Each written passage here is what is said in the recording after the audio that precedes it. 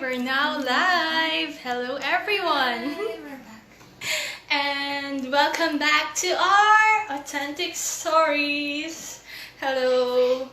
So today it's gonna be different because unlike our previous topics, this time it's gonna be something chill but at the same time sweet and at the same time deep. Yeah, because I think many could relate on this topic.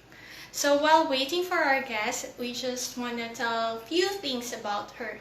First of all, this episode is really important to us because hi everyone.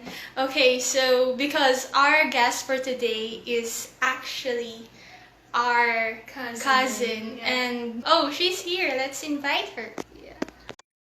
We're just so blessed that we have a cousin who's really devoted to God, and we could truly, I think, even her friends, our friends, they would all agree that she's someone who just gave her life to God.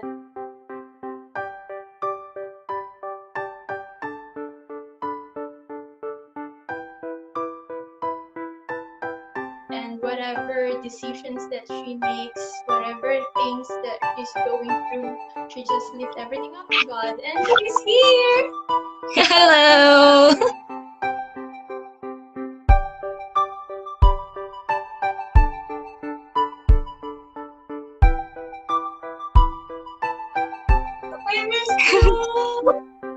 Oh my God! Ang tagal natin di nakita. Wait, Hello dyan sa mga disciples ko na nanonood. Nanonood sila ngayon. hello sa Friends ni sa Ate friends Jo. ni Ate Jo. Ako yung kinakabahan. Alam ba? Actually, kinakabahan ako ngayon. Before this episode, me and Jerome prayed together. So, anyway, medyo nabawasan naman. Sige, bago tayo mag-jump. Abraham said he doesn't understand. We'll try to speak in English as much as we can. Anyway, before we go through the questions, we just want to ask, how are you doing, Ate Jo? I'm doing good. I'm so excited for this day. Really, the God-written love story. Kahit na I'm so nervous, a little bit nervous, but I am just excited na in this episode, God will glorify. Since you already mentioned God-written love story, They already Why? have a hint. yeah, so why not let's start with that? Because I think we all have these preferences. Like for my case, I remember when I was in high school, I had my own criteria, my own preferences when it comes to guys or having a crush. So I remember having a crush. He's really good at playing drums and skateboard. So I know that. yeah, I know. So anyway, so since he perfectly fit onto my preferences, I was like, oh, maybe this is it, maybe he's the one. Or I was hoping that God, let it be him. He's good looking. He's really great at playing drums. He's awesome in his studies, and he's a leader. He's very popular in our campus. So I was like, God, can it be him? Is he watching right now? Maybe no. He's not. But then, if he's watching, hi crush. So, sa inyo ate, paano nyo ba nag-give up yung mga preference nyo? Paano nyo na-let go yun? Paano nyo hinayaan si God na siya yung mag-lead sa'yo? Let me tell you my story. growing up, wala kasi akong father figure. So, lumaki ako na parang hindi filled yung love ng isang tatay. So, I don't really know kung ano yung image ng isang lalaki to me. So, kapag meron akong nakita na lalaki, hindi ako yung parang, I want someone like that, no? Pero alam nyo ba, nung natungtong ako ng high school, nung naging high school ako, si tatay, naging inspiration ko, naging parang siya yung Naging, parang pag sinasabi ko, nung high school ako, pagka nakikita ko si tatay, sabi ko, pagka nagkaasawa ako, gusto ko ng kagaya ni tatay. No? Si tatay lang yung alam ko na merong parang characteristic na parang sinabi ko, wow! Kasi si tatay, our lolo, no? Kasi magpinsan kami, by the way, sa mga nanonood. yung lolo namin, he's super caring, he's super responsible. Sobrang love na love niya yung mga anak niya. No? Naalala ko pa nga, kahit may sakit na si tatay, ayaw na ayaw niyang napapawisan si mama kasi si mama noon naghahalo ng ube. So ayaw niyang napapawisan. Gusto niya na kapag may ginagawa si mama, siya yung gagawa. So sa akin, parang tumatak yun sa isip ko na kapag nag-asawa ko, gusto ko ng kagaya ni tatay. Ganon. But as time goes by, habang lumalaki ako, nagbabago din yun. Nagbabago yung parang preferences mo, no? Hindi naman nagbabago, let's say nadadagdagan. So when I turned 18, I became a Christian during that time. So I heard a lot of inspiring stories about love, no? I heard about teachings o kung ano yung mga principles natin about love. So nadagdagan yung mga preferences na yon. Parang sabi ko, Lord, not only caring, not only responsible, hindi lang loving, pero Lord, give me someone na God-fearing. Someone that makakasama ko sa ministry, makakatuwang ko, ganon yung naging preference ko. And unknowingly, itong preferences na to, ito rin yung nagbigay sa akin habang tumatagal or habang tumatanda ako. Ito yung nag-guard sa akin. Don't get me wrong, it's okay to have preferences in life. It's really okay. No, pero ang nangyari during that time sa akin, yung mga preferences na yun ay nag-help sa akin to set my standards in life. No, yung parang hindi ako mag-settle for less. Do you get my point? So yung preferences na yun, it helped me along the way na hindi ako maging pokmaru masyado. Although pokmaru ako, no? But it helped me to set my standards, no? Kaya lang, habang tumatanda ako, nagkakaroon ako ng mga ideal, nagiging idealistic ako. No, sabi ko kay Lord, gusto ko ng ganito, gusto ko ng ganyan. To the point na specifically, don't get me wrong, ganito kasi ako makipag-converse kay Lord. No? I believe naman the Lord is not KJ. No, He honors our prayers, and He, even those kilig moments, yung anger mo and even your desire, He actually honors it. No, He wants to hear it from you. So sabi ko kay Lord, naging specific ako. Sabi ko kay Lord, gusto ko ng matangkad, gusto ko ng matangos ilong. Kala, ay, ganda te. But specifically, sabi ko, Lord, gusto ko ng matangos ang ilong, gusto ko ng brown eyes, gusto ko ng, naalala ko yung gusto niya kasi blue eyes yung gusto niya, di ba? Sa akin, brown eyes. But anyway, so ganun, naging specific ako, no? So, and then, moving forward, to the day that I met Jerome, hindi ko na-realize, hindi ko siya nakita kaagad as someone na para sa akin. Kasi I have these preferences, na box ako dun sa preferences na yon. Kumbaga, wala akong kahit anong nakikita na nag-match. Hindi naman brown yung eyes niya, hindi siya matangkad, no? Medyo matangos yung ilong niya sa akin, yes, no? But for me, my preferences didn't match doon sa nakikita ko kay Jerome during that time, no? But to tell you honestly, nung nakita ko si Jerome, nung naging magkaibigan kami ni Jerome, nag-ano kami, aso't pusa kami. Hindi kami talaga magkasundo. So hindi ko talaga siya nakikita na someone that is for me. Bukod sa mas bata siya sa akin ng 5 years, ayoko yung style niya. Alala ko before, hobby, may meeting pala siya ngayon, but if you're watching, and I know you're going to watch this, but I love you. But before, alam niya yan, na nagpo-polo siya ng royal blue na polo with mustard na pants. I really don't like it, no? Yung parang sa pag nakikita ko siya, irritable talaga ako.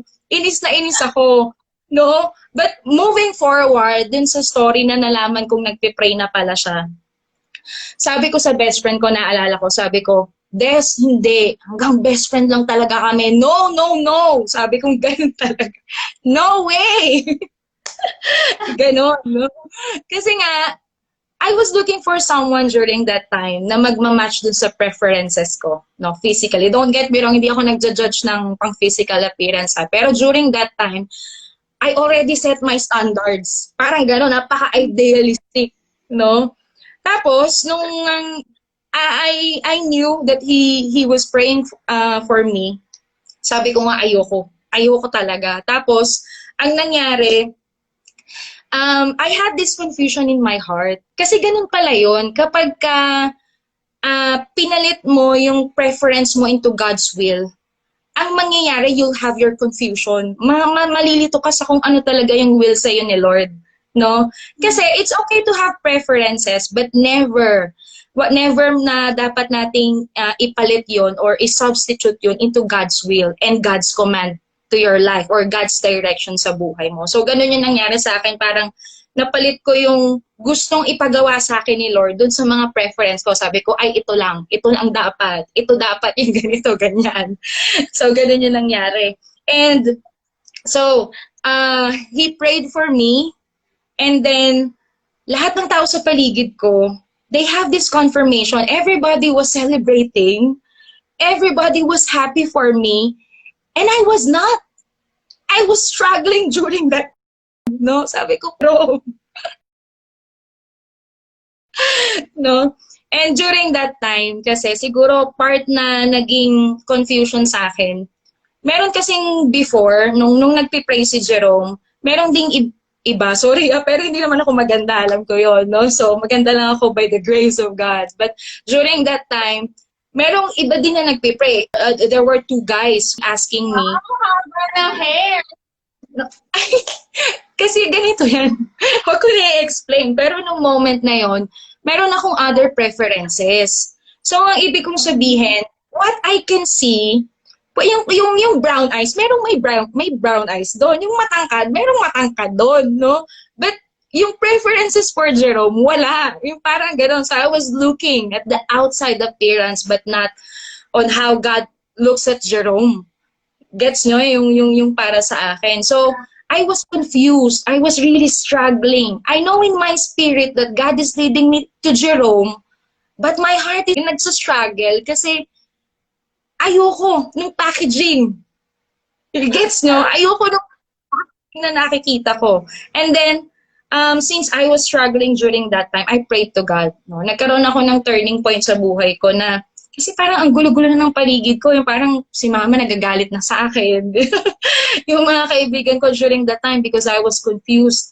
No? Pinagsasabihan na rin ako. No? So, that is my turning point na I went back to his altar. So, I prayed to God. I really repented. No, nagrepent ako na sobrang ang tigas siguro ng heart ko. No, and I remember it was really clear to me na sinabi ni Lord during my prayer and fasting. Yung mga araw na yon, merong verse na sinabi sa akin. Wait lang, ni-note ko yun dito. Sabi sa Philippians 2:3. No, I have 3 confirmations from His word. Sabi ni Lord sa Philippians 2:3, do nothing out of selfish ambition or vain conceit. Rather, in humility, value others above yourself. No? So in my spirit, I know that God is telling me not to decide yung for me lang, yung not only for my benefit lang, not only for selfish ambition. No? Yeah. I know that His Spirit is telling me to see Jerome as God sees him, to value him above myself. No? So sabi siguro ni Lord sa akin that time, sinasabi, anak, wag masyadong mataas yung tingin mo sa sarili mo. You're not seeing him the way I see him.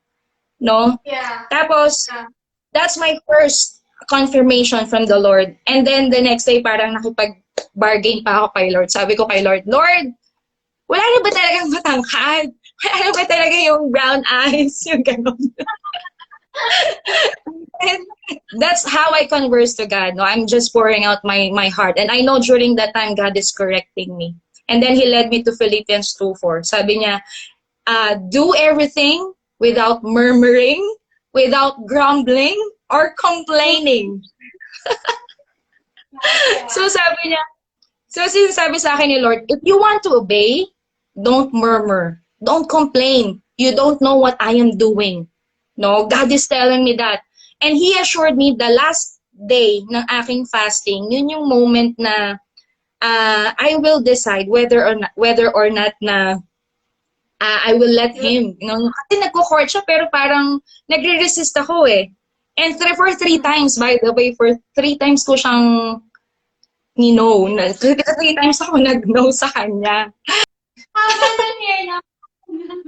Kaya nga, ewan ko ba, akala mo talaga ang puti-puti ko. No? But the last day, yung last day na nakipag-usap ako kay Lord, He assured me that the good and perfect gift comes from Him. That's His word to me. He assured me na kapag ka ito ay bigay ni Lord, ito ay makakabuti sa'yo. Ito ay perfect for you. No? Sabi ko kay Lord, Lord, I may not receive your gift or the package of the gift kung paano ko siyang gusto. But I know, kapag ka inobey mo si Lord, you will see what's inside it. It suits you. It is perfect for you. It is good for you. No? So, that's why I received from God. So, the moment na na-receive ko yun kay Lord, na inassure niya ako na my gift for you is good for you and it is perfect for you. It suits you perfectly. And I received it. Kinabukasan na kinausap ko si Jerome, nung pinayagan ko na siya, believe it or not, nung nakita ko si Jerome, kakaiba na yung aura niya. Parang para sa akin, yung mga moments na nire-reject ko siya before, yung day na yun na nag-obey ako kay Lord at nakita ko si Jerome, sa heart ko, nakikita ko sa spirit ko and in my heart, nakikita ko kung paano siyang tignan ni Lord. Na it is little by little na I started to appreciate Him. No? Parang sabi ko, ang gwapo pala nito. Kamukha pa niya si Park Seo-ro-yi. Yes. Ganun nga. So I started to appreciate Him. I started to see the good in Him. So that's it. So, ayun. Hi! Are we now live? Hi! Hello everyone. So yesterday we had mini problem with regards to connection. So right now we'll just redo everything. Invite Ate Jo, she's already there. Okay. So you guys already know who our guest. Hi, cousins! Hi! Hello! Gagawa lang ate na kami, recap lang sa nangyari kahapon. So yesterday, hindi tayo nagkaroon ng smooth sailing dahil sa mahina yung connection namin. But then, God is so amazing na He's giving us second opportunity to just redo everything. And I'm so happy na maayos na yung signal. Hi, Ate Aiza! Hello po! Okay, so kahapon na-mention ko na marami sa atin, including us, meron tayong sari-sariling preferences. Hindi lang pagdating sa partner, pero even with the things that we want, let's say sa food, or sa movie, or sa clothes, sa career. So, meron tayong mga standards and also set of criteria na gusto natin. And for my case, na-mention ko kahapon na nung high school ako, gusto ko sa isang lalaki, talagang pinag-pray ko kay God na ang magiging partner ko is magaling mag-drums, tapos magaling mag-skateboard, tapos matangkad, maputi, matangos ang ilong, tapos Kamukha ni Imin ko. kamukha ng Imin ko. Yes, Lord, please. Tapos, ang nakakatawa kasi nung high school, talagang may ganong guy na sobrang fit sa preference ko. Na, as in complete package. I mean, kasi syempre high school pa nun, no? So, yun pa yung standards. Yun pa yung standards ko. Pero habang tumatagal, gaya ng na-mention natin, syempre kulang naman, hindi dapat yun lang or hindi dapat umiikot sa ganun lang. Kasi habang nag-deepen yung relationship ko kay God, sabi ko, ay, hindi pala enough na ano lang siya, gwapo, hindi pala enough na magaling lang siya mag-drums. Pero nung time na yun, with all honesty, like, sobrang hirap. Ate, kayo po, ano po yung masasabi niyo regarding sa preferences? Kasi madaming girls na hirap talaga mag-let go, kagaya ko. Paminsan, pagka nakikita ko siya sa Facebook, tig-tig-tig, gano'n pa rin yung puso. So, paano ba talaga yung as in completely surrendered na hindi ka magiging yung tinatawag na natin pokmaru? Kasi ate, sorry, kwento ko lang. Kasi nung nahiya ako sa hindi niya ito panoorin. Kasi may one time na, kasi, taga-ibang school kasi kami. Tapos nung lumipat kami doon, bigla kasi ako naging honor student. Eh, dahil sa honor student, edi syempre, no, syempre, parang lahat yung humahanga sa'yo, ganun. Tapos, hindi nag-awarding, tapos umakit ako ng stage. Pagbaba ko ng stage, andun siya! Andun yung lalaki. Tapos, naglalakad lang ako. Sana hindi niya tumapad. So, naglalakad lang ako, tapos bigla niya akong hinila. As in, yung congrats, kinamayan niya ako. Tapos parang, nakakabot kasi as in, first day pa lang na nagkita ko, may crush ko na talaga. Tapos nung time na yun, pakiramdam ko parang sasabog yung puso ko. Pero, paano ba mag-let go sa mga ganung bagay na hindi tayo papadala sa emotion, hindi tayo papadala dun sa... Nag-congratulate lang siya, pero kinilig talaga ako. I feel you. Meron din akong mga ganyang experiences, no? So, I think preferences, having a preference is okay. Siguro, kung titignan ko yung life ko before, my preferences gave me a standard eh. Kumbaga, it became my guard na hindi maging pokmaru, should I say like that, na hindi ka mag-give in, na mabilis because of your preferences. Of course, you will say, ay, hindi Christian, ay, wag na lang, gano'n, di ba? O kaya you will say na, I think he's not matured enough in his spirituality, so ay, wag na lang, no? Ay, cute siya, pero ay, kaya lang di siya Christian, wag na lang. So, your preferences actually can help you in a way na it will stop you from your urge. Diba? But sometimes we misinterpret, sometimes we make our preferences our idols. No? Parang we are so attached to it. We make our preferences a substitute to God's will. No? Yeah. Sometimes we think that our preferences is actually God's preferences to us. No, sometimes we think na kapag ito yung preferences natin, kasi ito ay tama Kasi wala namang masama doon sa mga preference mo. Ang ganda nga, di ba? Na parang pag gusto mo talaga. Di ba? Magaganda talaga. It's all good. Kasi, mayroon bang mag-preference na gusto niya mamamatay tao? Wala namang gano'n. Ay, sorry, hindi ako nag-ano ng mga tao. Pero wala ka naman sigurong pipiliin. Ang pipiliin mo mga preferences mo is good for you. But not everything is good for you. God sees is that as if everything is good. You can choose everything. Like what the Bible said, di ba? You can do everything because you're free to do everything, but not everything is beneficial to you. Right? So, like for example, I like sweet foods. I have my preferences. I want chocolates. I want candies. I want cakes. I want ice cream. I want everything na masasarap na sweet foods. But not everything is good for you. Or for example, mahilig ako sa damit. Kaya may paraffles ako ngayon. Mahilig akong bumili ng damit. My husband knew that. So, pati kayo, alam nyo, mahilig talaga akong bumili ng damit. But not every dress or not every clothes, it suits my body or it suits my color. No? So, it's the same with your preferences. Not all your preferences is actually good for you.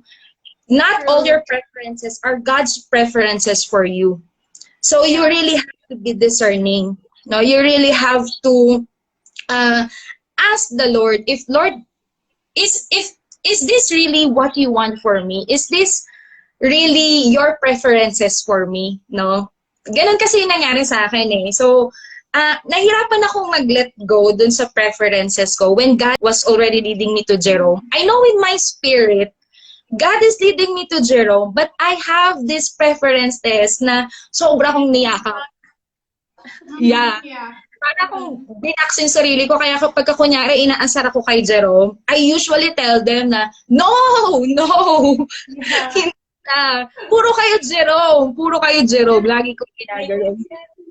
Di ba? Alam niyo yung story ang yan, no?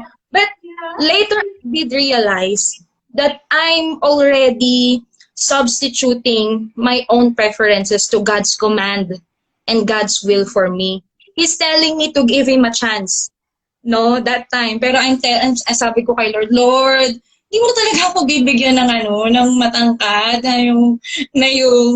don't get me wrong, I'm not judging him for his physical appearance that time. Pero kung makikita mo talaga, andyan yung best friend ko.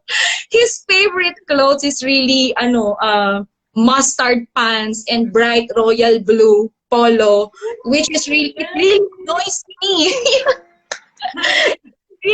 It really annoys me. One time, magkakasama kami magkaibigan. Parang kami lang dalawa yata.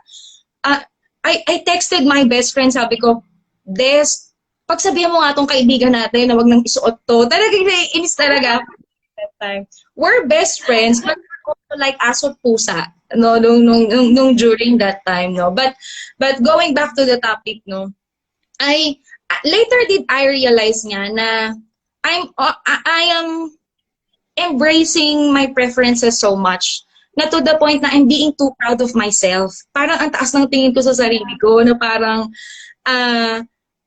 dapat ito yung para sa akin. But that's not how God looks at your situation eh. Parang sinasabi ni Lord, that's not what you need. That's not my perfect gift for you. No, so I prayed and fasted kasi mahirap. Kasi that's your sabi ng best friend ko, mustard pants and royal blue. That's it. That's his favorite. Talaga naman. So, Ba yung polo? as in royal blue. Checkered pa yung polo. Not checkered. It's a plain royal blue. A bright royal blue polo. Oh my gosh. No. But then, going back. So, since this is your preference, your own preference, it's like your own will. Kasi yun yung gift sa atin ni Lord eh. Yung will mo to choose. Yung will mo to like something. So it's really a struggle to me. So I'm really struggling during that time that what I did is to really pray and fast. No, yun talaga yung ginawa ko. To know clearly kung ano yung command ni Lord and will sa'yo ni Lord. Diba sabi, you have to have the transforming of your mind to know what is good for you, what is the good and perfect gift of God for you. So that's what I did. And like what I've told you yesterday, God led me to Philippians 2:3. No, uulitin ko lang yung sinabi ko. God led me to Philippians 2:3, the first verse that I received during my prayer and fasting. He said, I put a note here eh, sabi niya, do nothing out of selfish ambition or vain conceit. Rather, in humility, value others above yourself. So as if God is telling me, anak, you're being too proud. You have to look at Jerome the way I see him. You have to value him the way I value him. No, you have to obey me, not for your own sake. No, you have to obey me because I want to glorify my name through your story. That's what God is telling me during that time. No, and then another thing, I think I became so talaga idealistic during that time. Nakipag-bargain ako. I did bargaining to God. Sabi ko sa prayer and fasting ko, Lord, promise, wala na ba talaga? Sabi ko, will you not Lord, will you not give me someone who is taller than me, 2 years older than me, specific like that? No? By the way, I became like this kasi I heard inspiring stories before. We had a leader. His name is Kuya Joel. What he did when he was praying for a lifetime partner, he jot down all the physical attributes that he wants. Yeah. So he listed brown eyes, brown hair, white skin, it's something like that, and a singer. And to his surprise, God actually gave him exactly what he listed. Dapat pala mag-count na! Wait lang, wait na natin itong session. Bukas na lang ulit. So, because of that, Sige, that's so inspiring, right? So what I did is that I copied that kind of action. So what I did is I listed down all the qualities that I wanted, knowing I thought that God will also answer me the way He answered Kuya Joel. But the story is different, in my case. Ganon. So God told me in Philippians, it's also in Philippians, Philippians 2:14, sabi niya, do everything without murmuring. O ano pa bang sasabihin ko? Sabi ni Lord, do not complain, do not grumble. God is telling me during that time, it's very clear. He said, sabi ni Ninong behave. sabi ni Lord sa akin, anak, if you really want... Yeah, He told me, the Spirit told me really clear. He said, anak, if you really want to obey, stop murmuring. Do not grumble. I know what I am doing. Don't think that you are thinking, don't think that your ways are higher than mine, no? Ang sinasabi niya, my ways and my thoughts is higher than yours. So, that's what I did. So, parang nilet go ko. I really let go. I cried out to God. I repented for being too proud. No, I really repented for being too proud. But then the actual day na I met Jerome to tell him na I will allow him na serious na sige, papayagan na talaga kita. I remembered, sabi niya sa akin, if God told you to say no, then say no. But I will still continue serving God if you say no. But if God says yes, say yes. And then let's see what will happen. Then you know what? Yung flesh ko yung self ko na naman nag-arise, sabi ko sa kanya, no. And then I stand up. Nung nag-stand up ako, nung tumayo na ako, I felt the Holy Spirit. No, I felt the Holy Spirit para akong binuhusan ng malamig na tubig. Sabi niya, kasi before that, nag-devotion ako eh. The message of the Lord to me was, I will bless you if you will obey, but if you will disobey, I will curse you. So nung tumayo ako, the Spirit told me, I told you that if you will disobey, I will curse you. So umupo ulit ako. Sabi ko, okay. Sabi ko kay Jerome, okay, papayagan kita. Ganun pa yung tono ko. Sabi ko, okay, I will allow you. But, blah, blah, blah, blah, blah. Nagbigay ako ng mga iba kung ano-ano na naman. And then you know what? Like what I said yesterday, the morning when I finally allowed him to court me, when I met him the next morning, nakita ko na parang his face is glowing. His face was glowing during that time. It feels like I begin to see the things na how God sees him. Parang feeling ko, sabi ko, before naiinis ako na gano'n yung nakikita ko. But when I started to submit my will and started to obey God, I begin to appreciate Him. I begin to love Him. And you know what? Nung nagkakaroon na ako ng feelings to Him, I actually imagined myself cooking for Him. One time, He visited in our house. So while He's waiting for me, I can imagine myself cooking for Him. So sabi ko, ba't ganon? Ganon na yung heart ko. God is really changing my heart, no? And then, the last verse that I received from God is that He assured me that the good and perfect gift comes from Him. So, if God is giving me Jerome, He knows exactly that this gift, even though it is not wrapped the way I want it, it is still the best for me. And you know what I just realized? Kasi one time, I have a friend, he told me, sabi niya, di ba ate, mas masarap pa rin naman yung gigising ka tapos parang makikita mo yung kasagutan ng panalangin mo in physical aspect, eh yun yung nakuha mo. Sabi ko, oo. Pero you know what I realized? Kapag pala yun yung God's best, yung perfect gift for you. Gigising ka pa rin ng, it's more than the happiness or satisfaction in you. Gigising ka with joy. You will wake up with peace deep within you. You have an inner joy na hindi mo makontain. And you know, I can say that today, I am proud to say that Jerome is more handsome than Lee Min Ho or any other guys. Where are you? Husband! He has a meeting. Yeah. And you know what? Aside from the physical aspect that I'm telling you, I just realized that God actually met my desire. I married a man who's always there to support me. I married a man who, yeah, who's helping me to grow, and we're actually together growing in our relationship with the Lord. I'm not lugi. You know that? I married a man so patient with me.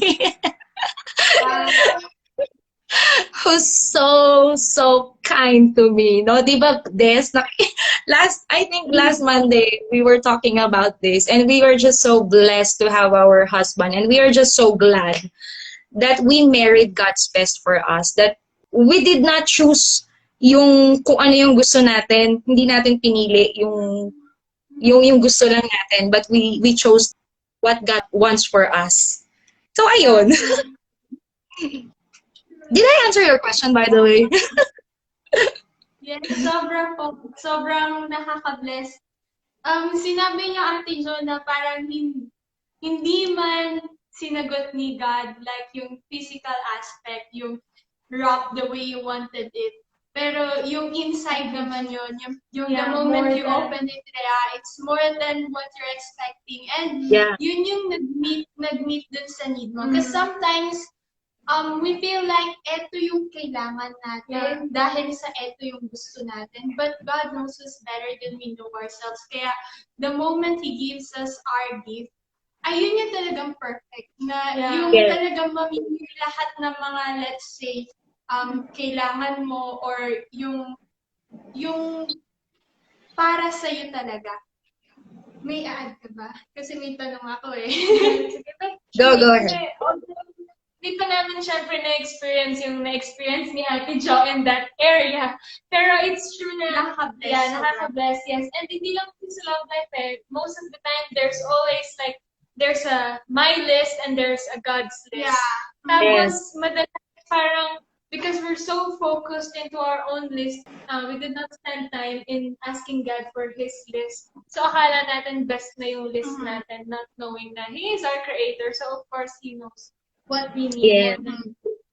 So, yeah. Exactly. So, and sabi ko, there's a verse in the Bible that says, I'm not sure with the exact wording, but it says something like, commit yourselves unto the Lord and He will give you the desires of your heart. At first, I thought like, so Lord, if I would just be committing myself unto you, if I would just be faithful to you, you will give me the desires of my heart. So, akala ganun yun. Pero it's not that pala na yung kung ano lang talaga yung gusto mo. It's more of, because you've committed yourself, now the desires of your heart changes towards the desires of God. Yeah, exactly. There's also a verse in the Bible, I think it was Paul who wrote this, when he said that, Lord, do not give me what I want. Yeah. Because we're not certain of the things that we want. Yeah, and really God's will and not changing. Yeah, it's not permanent. And yung mga wants natin, sometimes or most of the time, it leads us to distraction or worse, to death. Instead of parang, leading us to God, madalas dun pa tayo natitisod eh. Dun pa tayo nagiging, maro! Yeah! And ang tingin kasi natin, madalas short term eh. Kaya natutuwa ko sa sinabi ni Ate Jo na when she wakes up in the morning, she's not just happy whenever she sees her husband, but she's joyful, beyond joy, diba? Yes. Kasi most of the time, what we see is the temporal and yung short term. But then when we are given the perspective of God, what we see is that the partner that He's given us, it's not just for temporal, it's not just for what you want, but it's for someone who will bring you onto eternity to finish your destiny together. So like, feeling ko yung joy na na-receive ni Ate Jo kasi alam niya na itong kasama niya, itong katabi niya, hindi niya lang katabi right now, but katabi niya unto the end, until eternity, until you go unto the altar of God. Parang, bigla Yes. ko lang naalala, nung sinabi ni Eliza, these things are just temporary. Si Mom, lagi siyang may line sa amin, magkakapatid eh. Lagi niya sinasabi na, yan, kilig-kilig na yan. Nawawala naman yan kasi pag naman kinasal na kayo, yung the moment na nagkaanak na kayo, habang naglalaba, hindi naman kikilig. Gwapo-gwapo na asawa. Ang dami-dami nagluluto. Ay, di ba? Like those things, yung let's say butterflies sa tummies, they won't last long na, pero yung commitment nyo sa isa't isa and to God, yun yung naglalast. And I believe, sorry, just a quick note. Okay. I believe because Ate Joan obeyed, she did not just find security kay Kuya Jerome or towards from her partner, but even the security from God. So parang diba, yung hinahanap kasi ng babae as women, we're always searching or looking for someone who would wrap us, envelope us, and make us feel secure. And I believe right now, with being wrapped with Kuya Jerome's arms, she knows that she's also wrapped by God's arms. Yeah. Kasi yung security I feel so niya is not comfort. I feel so, yeah, everything. Our marriage is not perfect, but we're just so glad that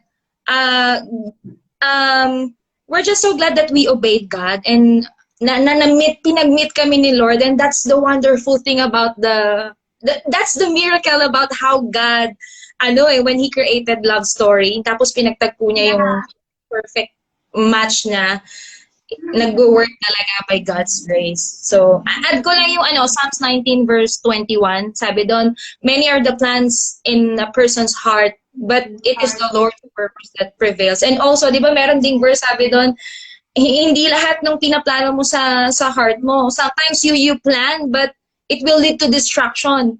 Di ba? Yeah. So, you have to be wise. You really have to submit to God's will for you. You really have to be obedient, especially to God, no? So, ayun. Okay, ate.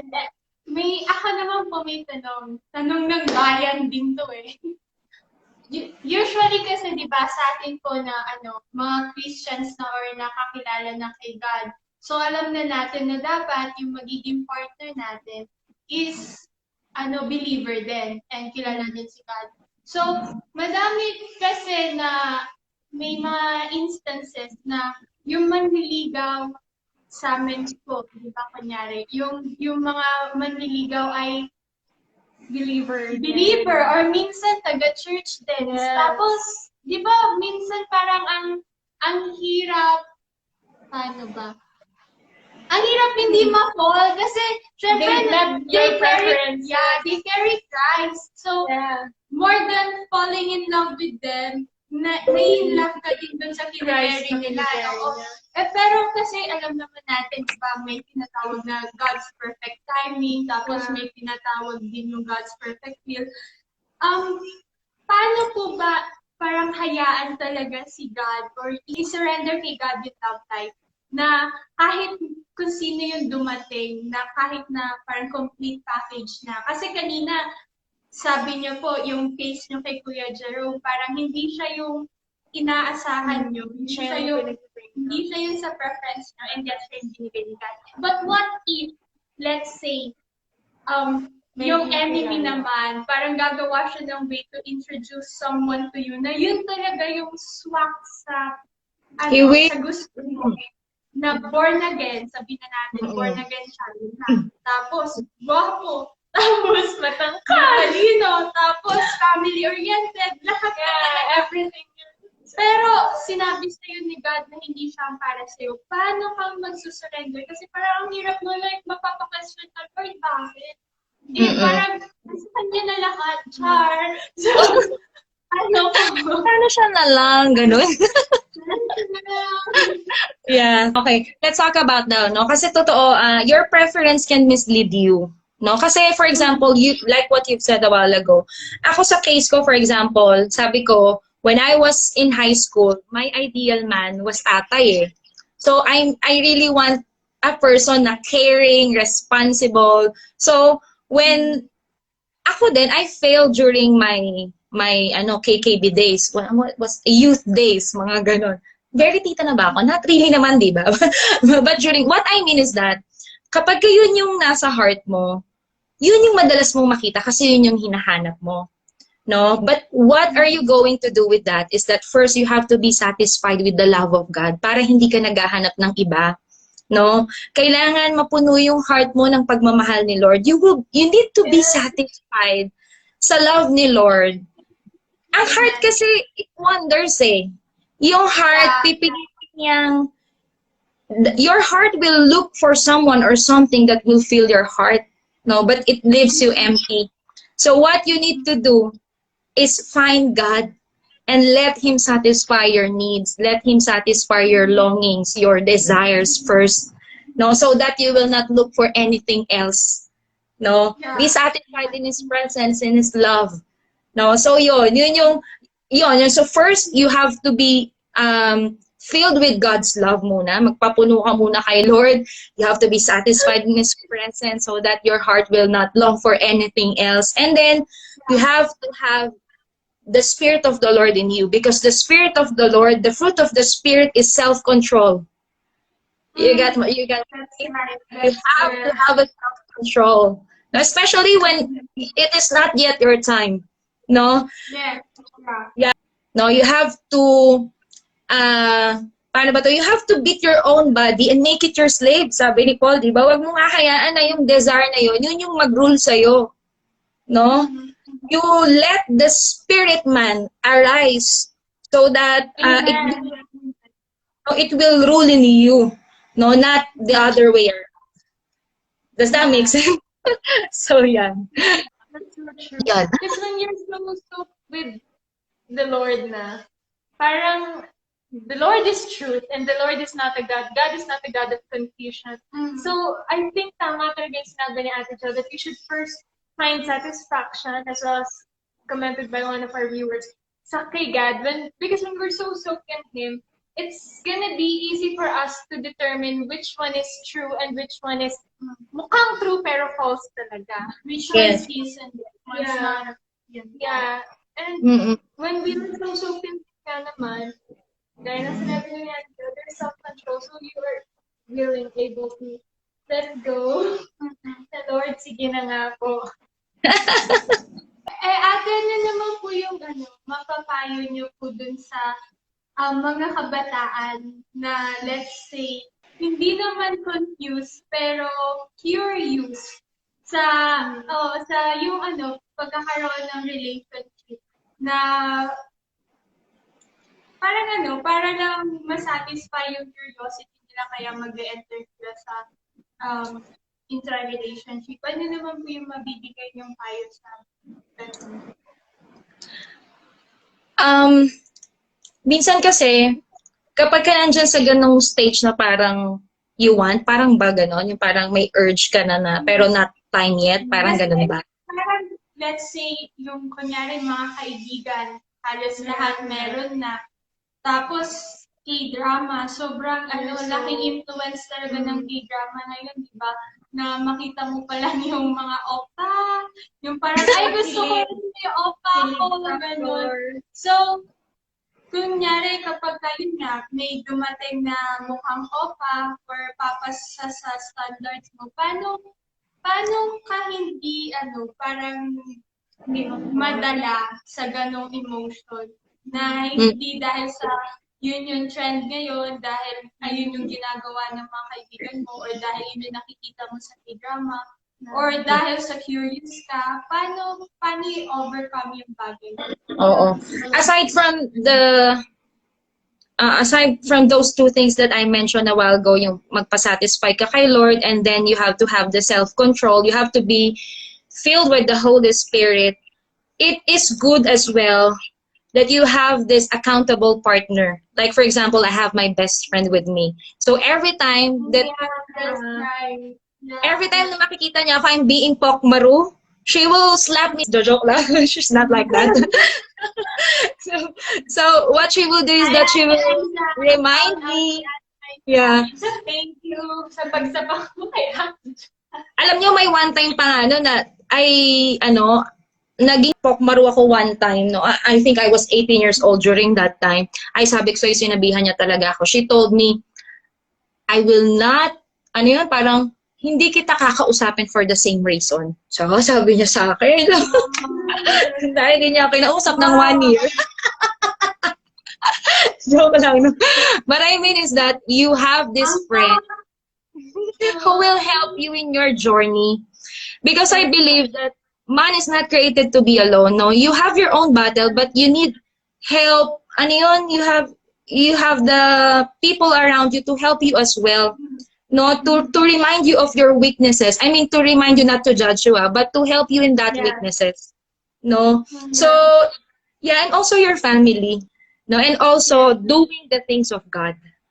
Kapag you're doing the things of God, you will be busy doing it. No, parang you'll have no time for other things. That's right. That's true. No. So make yourself busy siguro doing the things of God. Doing the things that He wants you to do. That will help as well. I totally agree po din sa sinabi niyo na dapat meron tayong kaibigan. Kasi dun sa mga authentic friends namin na nakapanood ng first episode namin, our topic is about having a covenanted friend. Yeah. Na-mention din na kapag kami covenanted friend ka, siya talaga yung mag-rebuke sa'yo, mag-correct sa'yo. Hindi ka lang niya sasamahan. Yeah. Hindi ka niya sasamahan dun sa happy moments lang. It's not afraid to hurt you, just to correct you. Yeah, pero yun talagang, kasi yun nga po, yung covenanted friend ko kasi si Joan, ganyan din kami na kapag kunyari may medyo naliligaw ako, ganun, tapos mag-share ako sa kanya, hinikilig. Tapos, parang si Ate Aisa din, ang line niya naman sa akin is, pinagdaanan mo na yan, tapos, nakalampas ka na dyan, bakit ka pa babalik ulit? Parang, what's wrong with you? Gaganunin niya na ako na parang, napagtagumpayan mo na yung struggle na yan, bakit uulitin mo na naman? Eh, the same process, same pain. So, that's true, that's right, na kailangan talaga natin ng friend na hindi lang mag-remind sa atin ng mga right things to do, pero yung hindi takot na i-correct ka at para ma-lead ka doon sa kung ano yung will ni Lord. And another thing po na na-mention is about family. Yes po talaga. Kasi madami, ako din actually dati, hindi ako ganun ka-open nila mom and dad. As in, kay Eliza nag-share ako. Pero pagdating sa mga manliligaw, parang feeling ko ang awkward. Yeah, kahit ako nung nag-college si ate, kahit ako hindi na ako na-update. Kasi parang pakiramdam ko, personal na yun. Pero hindi pala. Lately, meron ngang parang may gustong manligaw, ganun. Tapos, shinare ko sa parents ko, and you know what? Iba talaga yung response nila. Iba yung way ng pag-handle nila. Na, hinandle nila yun na, alam ko na in this journey kasama ko sila. Na alam ko na sila yung mag-guide sa akin kung ano yung next step, kung dapat ko bang i-entertain or hindi. Tapos, I mean, kapag akala natin na scary ang parents, pero akala mo na i-shutdown nila ka. Oo, or akala strict. Sisigaw lang naman, di ba? Hi, Ma, I love you. Sisigawan ka lang naman, tapos Gigisingin ka lang naman. hi, Ma. Siguro, kapag naman nag-share ka sa manliligaw, okay lang. Pero pag nag-share ka ng boyfriend na, ibang usapan na yun. Hindi na, pag kayo na relationship na yung, parang nagsabi ka lang, hindi na nagpaalam. Feeling ko, sigaw po talaga yun. Pero yun nga, since, di ba nga, we're so blessed dahil ang parents natin ay kilala si God. So, hindi naman never nila tayo dadalhin sa makakasama sa atin or siguro masasaktan tayo at first kasi mahirap sumunod eh. Pero yun yung nire-require ni God. Yeah. And kailangan talaga natin mag-submit sa parents. And that's true po. The moment we parang share our emotions, our thoughts sa parents natin, sila pa yung magiging strength natin. At saka, hindi hindi lang, mararamdaman mo na hindi ka nag-iisa sa background. May nag-pray para sa na, and the moment talaga na sabihin mo yung problems mo, sila pa mismo talaga yung mag-encourage sa'yo na parang kaya mo yan i-overcome. At saka, alam nila yung tamang sabihin. Correct. Alam nila yung right words to say. Sobrang saludo po ako sa mga parents, kay mom, kay dad, kay tita. Na talaga, Yes, and someday we will be parents too eh. Magiging magulang din tayo. So, habang anak pa tayo, we actually have to develop our relationship with them. Kasi gusto nating magtanim ng gusto nating anihin. Right? So, we want to them. We want them to be part of our life, no, na sa lahat ng pagkakataon. Yeah. We love you, parents. Yes, yun napansin ko din po, kapag ka nag-share sa kanila, parang na-move sa next level yung relationship. Yung dati na parents-daughter relationship, magiging best friends talaga kayo. Yeah. And yun sana yung i-practice natin mga authentic friends, and for those who are listening, na kapag dating sa love life, trust me, magandang i-share sa parents kasi napagdaanan na nila yan. So, human din sila. Kinikilig din yung mga yan. So, okay lang. Share pa lang. And pagiging strict naman nila and tough nila, alam naman natin na it's only because they really, really love us and they really want to protect us. And because, syempre, sila yung magulang. Sino ba namang magulang ang maghahangad na hindi ma-receive ng anak nila yung best for their child, di ba? Best for them. So, ganun din syempre sa love life. Kaya, minsan, usually, especially kapag ka-Christian family, protected or feeling ko, sa tingin ng iba, parang overprotective ng parents, ganyan. Pero kasi, really, they just want God's best for us as well. Kaya as much as possible, gusto nila tayong ingatan. And at the same time, I agree dun sa sinabi niyo po na we need an accountable partner. That's really true yung sinabi ni Ate. And, pero I believe na pag sinabi mo kasing partner, dapat nga meron kang transparency. So, kahit na meron kang covenanted friend, kung hindi kang magiging open or hindi kang magiging totoo dun sa partner mo or friend mo, hindi ka din niya magagay, mapoprotect ka. Kasi when you say partner, diba nga, dalawa kayo. So, yeah.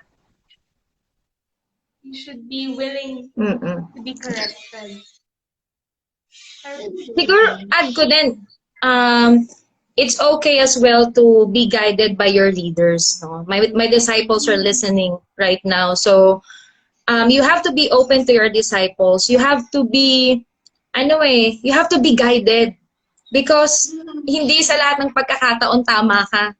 So, let your pastors, let your leaders, aside from your families, also your parents, to lead you in the way that you should go. No. Diba? Yan yung mga disciples ko nagre-react yan. Tama yun. I agree with you. Yung hindi ka nagtatago. Yung dapat you should be open eh. Kasi minsan magugulat ka na lang na nasa malala ka ng sitwasyon before you open to other people. But you have to be open. Siguro ganun din yung sa kagaya ng sinabi ni Ate Jo sa first question natin. Dapat maging willing tayong open or surrender kay God. Kasi paano mag-move si God sa atin? Like, paano mag-speak over us yung parents natin, disciples, or destined friends natin, kung hindi nga tayo magiging willing. Yes. Yeah, that's true. So, Ate, follow-up question. Kasi yung kanina yung tinanong ni Ate Chay, paano kung may dumating nga, di ba, na nag-match sa preferences mo, tapos godly naman, ganyan. What if naman, meron kayong mutual understanding na hindi naman siya nanliligaw, hindi naman kayo. Pero yung level of friendship, no, yung parang sobrang deep na nag-uusap hanggang madaling araw, gano'n. Pero friends lang kayo. Friends lang. Let me be clear about this. Hindi naman ikaw yon. Yan din tanong ko Nino ko. Okay. Parang sa sarili niya yata to. Parang gusto niya yata bigyan ng justice yung friendship. Sino yung friendship niya? Grabe, hindi naman. Actually, Wala pa ako nabigyan na you know what, we can have another episode for this kasi ibang topic to. Pero sasagutin ko lang na maikling. Hindi, magandang topic din to. MU, magulong usapan. Ay, wow! Akala ko mutual understanding.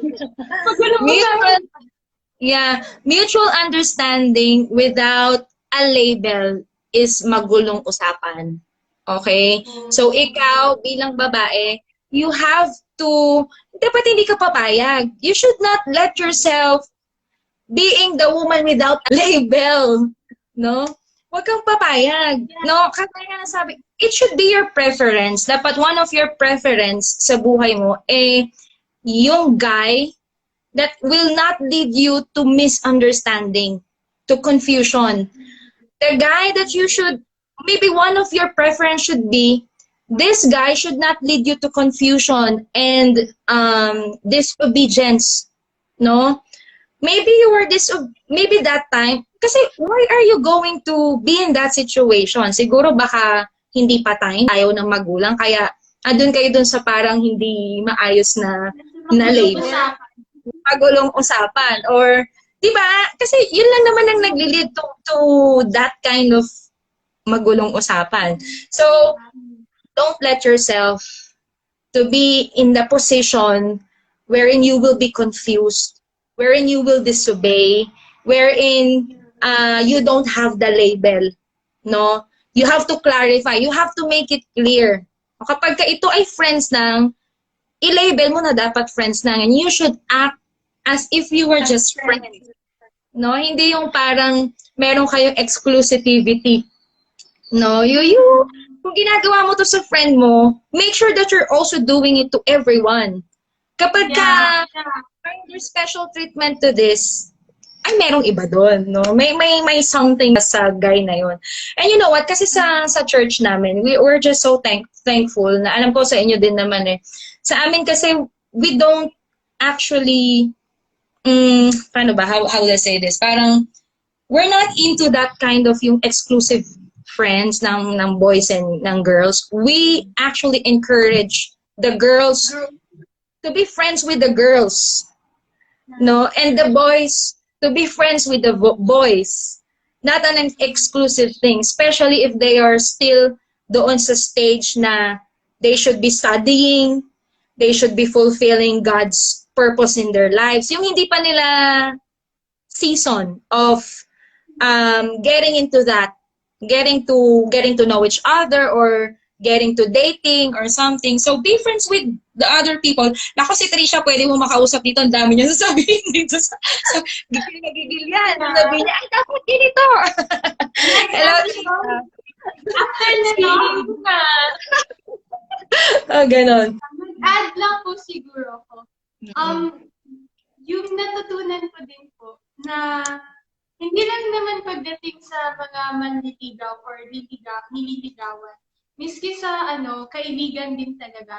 Like, dapat, ito yung tinuro po sa akin ni God, kailan lang, parang last year, na lahat ng tao na binibigay niya sa atin, dumadating sila sa life natin for a reason.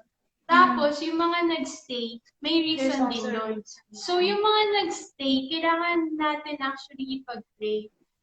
Hindi ka dapat papasok sa isang magulong usapang na relationship kung hindi naman nanggaling kay God. Yeah. Let's say, at saka wala namang atang bibigay si God sa'yo na magulong usapang relationship ever. Kahit sa kaibigan. Yun nga yung na-mention ko nung sa first episode. Si Joan po kasi, friends lang kami pero pinag-pray niya pa talaga kay God kung ako ba yung covenanted friend niya. Kasi, bakit mo nga naman sasayangin yung oras mo sa isang tao na hindi mo naman din magiging strength or magkakos lang sa'yo ng pain. Parang nag-dig ka ng sarili mong hukay. Parang gano'n. Sobrang hindi smart. Yeah. Wrong move. So, natutunan ko na ngayon sa mga tao na kakausapin or sa mga tao na parang i-allow sa life ko, I really have to ask the Lord first kung eto ba yung tamang mga tao, strength ko ba sila or sila lang yung magiging cause ng distraction. And pag sinabi ni God na distraction, edi cut. Wag nang patagalin yung kung manggugulo lang sila sa'yo at mahihilo ka lang kung anong merong relasyon kayo, tama na. Yun na yun. So I think, para sa mga babae din, for all of us, no, we should always, ito yung sinasabi ni Mom sa akin, pero nahirapan akong i-apply because of my personality.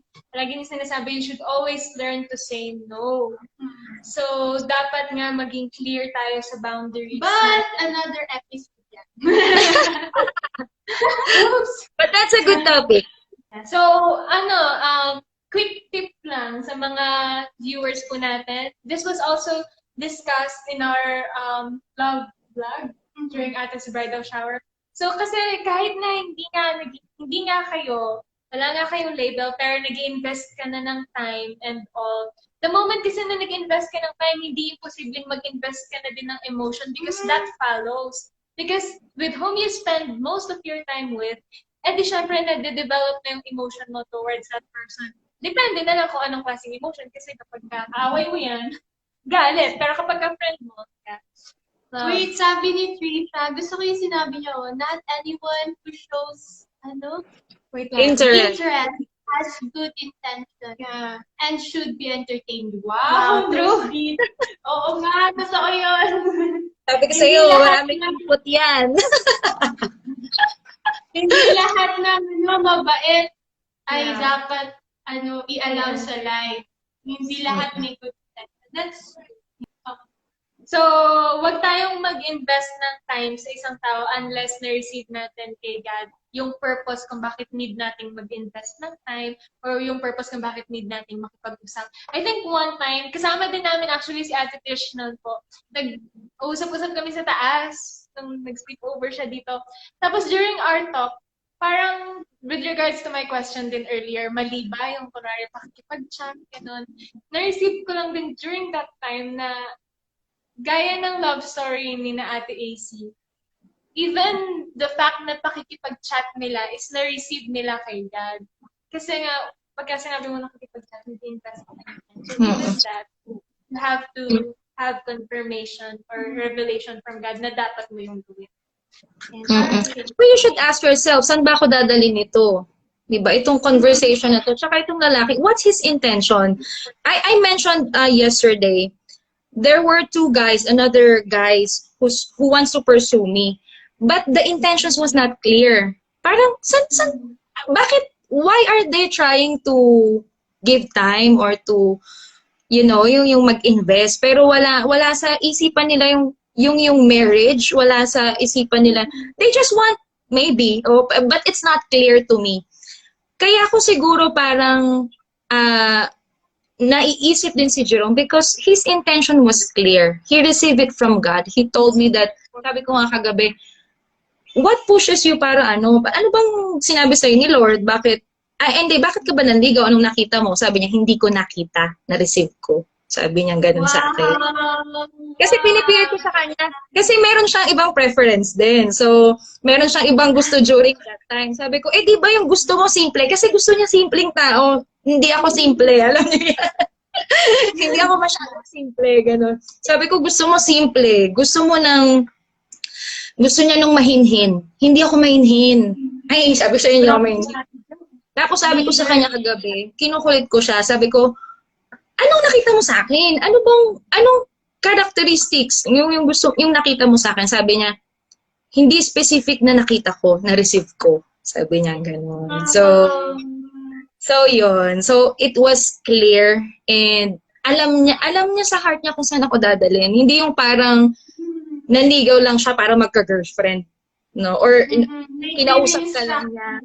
Yes, merong clear direction, merong clear instruction si Lord sa kanya. So ganon. So do not settle for those people na walang clear intentions for you. Gets nyo? Yung hindi mo alam kung saan ka ipupunta.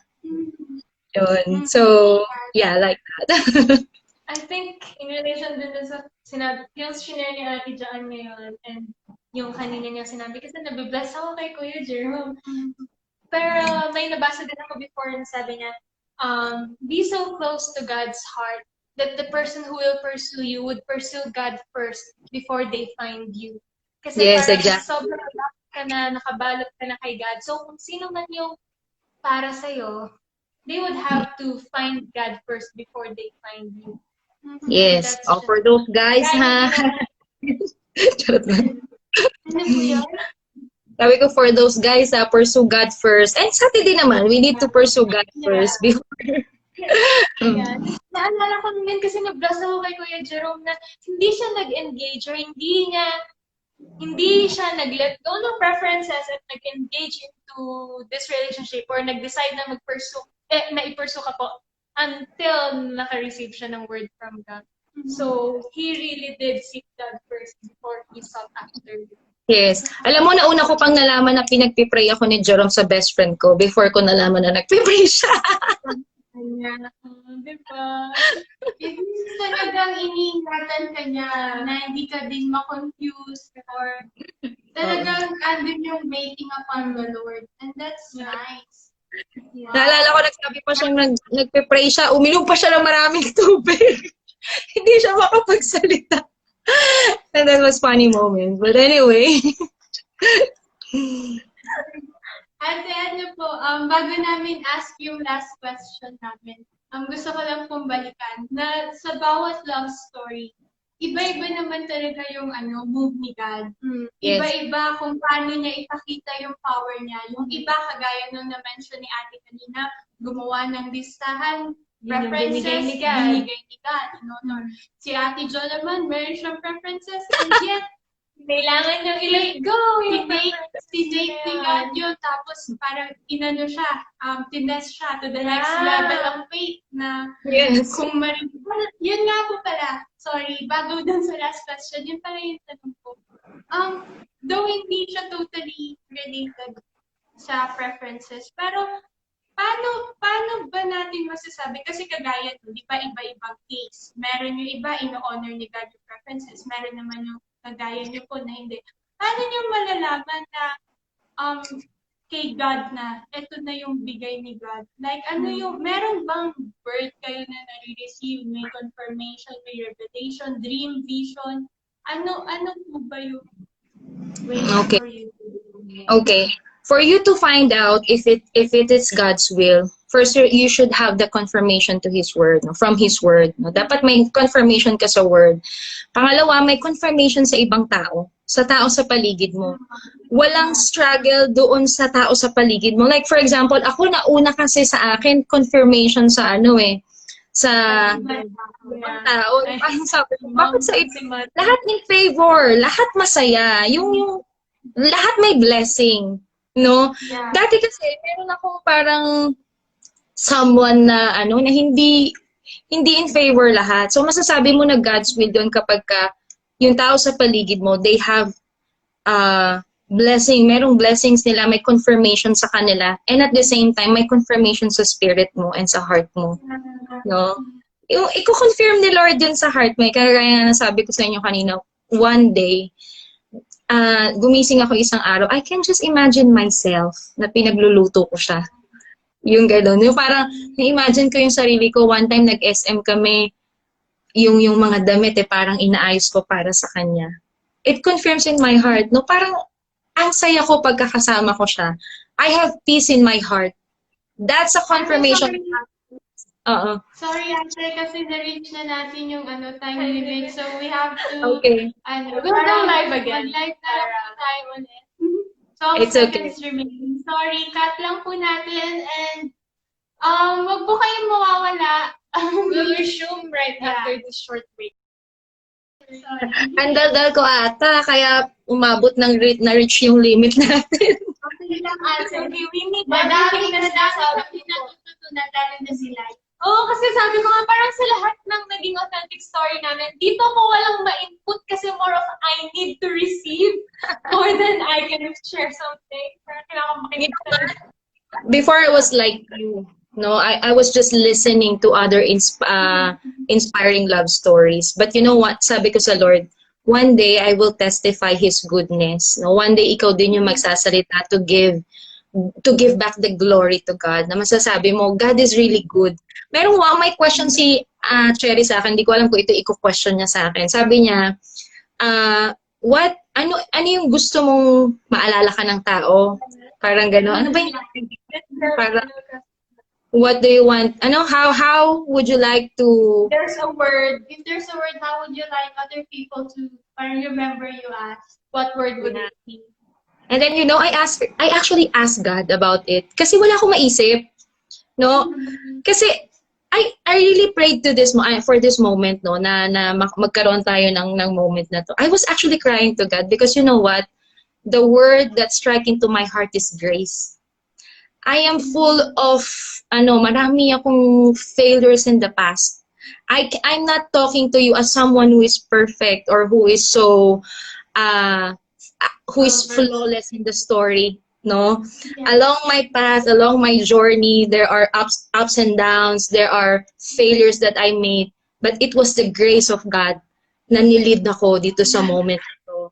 No, it was His grace that I want you, pwede akong makalimutan and that's okay with me as long as my God will be remembered to this, no?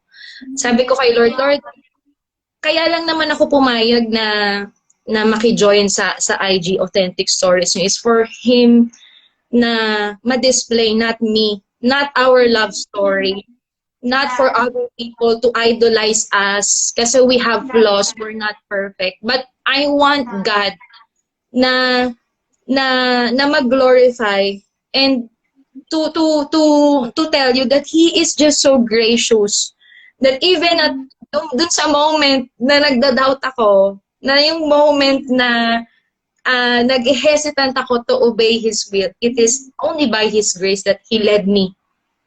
No? Yeah.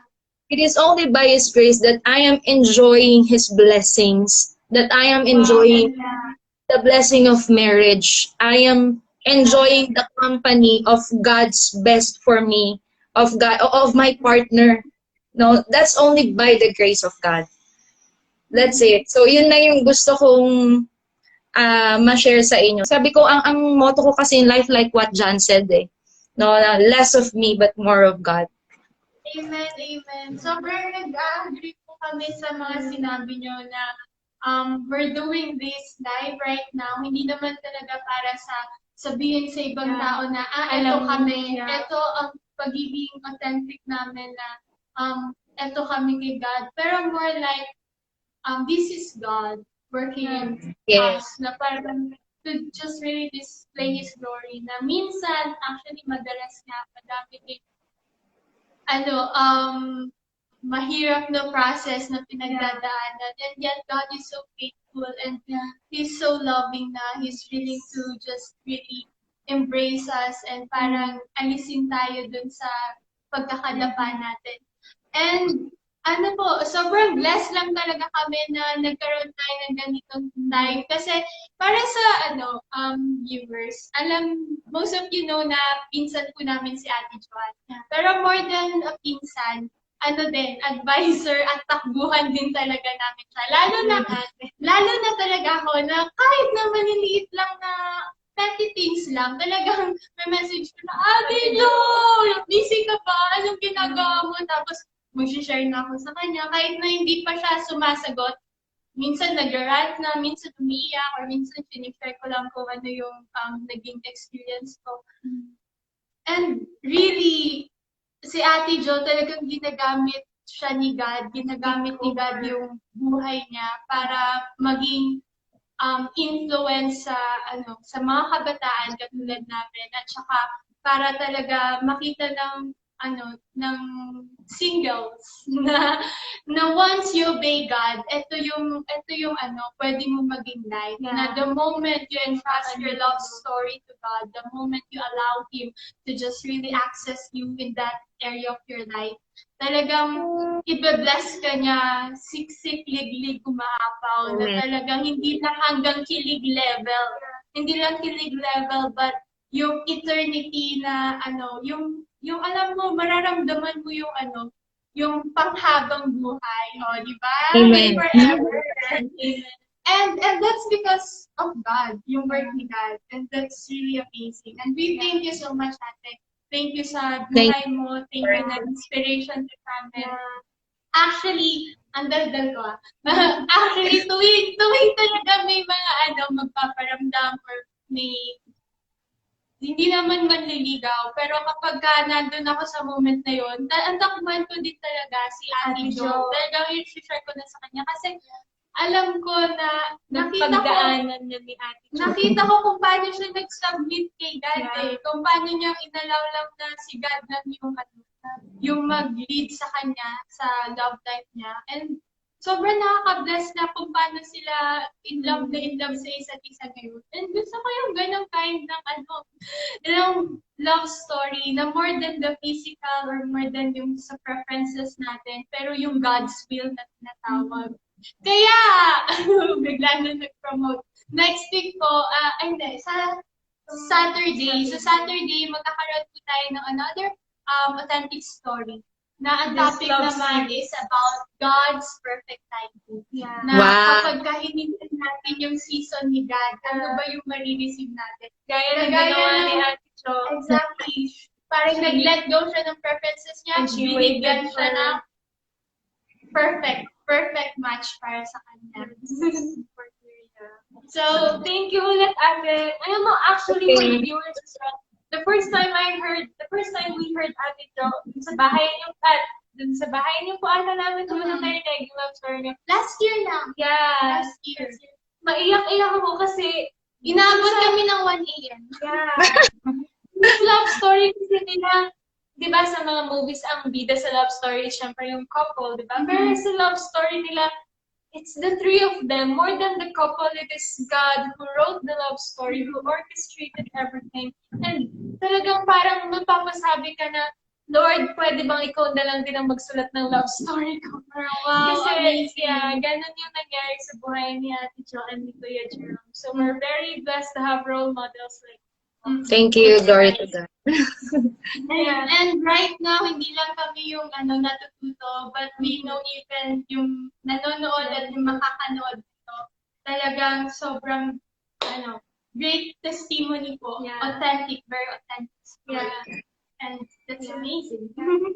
So, Thank you. I think this naman ang meaning ng name ni Ate Joan. God is gracious. Yeah, that's the meaning of my name daw. Daw, joke lang yun talaga. Thank you very much, Ate, for sharing your word. We pray and we declare and we believe nga po na upon your life it is God's grace that will always be manifested. Happen what may His grace be the one who will lift you up continuously. Amen. Kuya Jerome. So, thank you po, Ate Jo. Okay, God bless you. Sobrang nag-enjoy kami sa talk na to. Ang daming natutunan, daming na sila.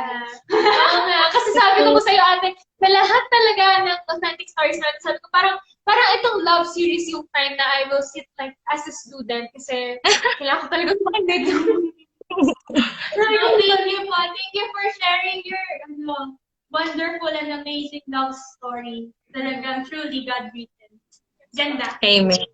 Amen. Glory to God. Thank you, authentic sisters. Authentic. Hindi ba yung tawag? Okay, so ulitin lang namin baka lang nakalimutan ka agad eh. So sa lahat po na nanonood, just allow God to really parang siya yung magsulat ng love story natin. Yung preferences natin, maybe i-honor niya, maybe hindi. But the thing is, dapat yun talaga mabuild is yung relationship muna natin kay God bago pa sa More than the preferences. Everything will just follow the moment we allow God to move in our lives. So, praise God sa buhay niyo po. Thank you, Ate Jo. Ito yung mahirap yung magsabi ng babay. Pero, haba na eh. Thank you. Okay, bye. God bless. Hindi ko na Thank you. We hope na in love din kayo kay Lord sa love story nila. Abangan niyo next sa Saturday about God's perfect timing. Hakilig. Bye-bye. Bye po. Bye. How to end this? I don't know. We will. Okay, bye.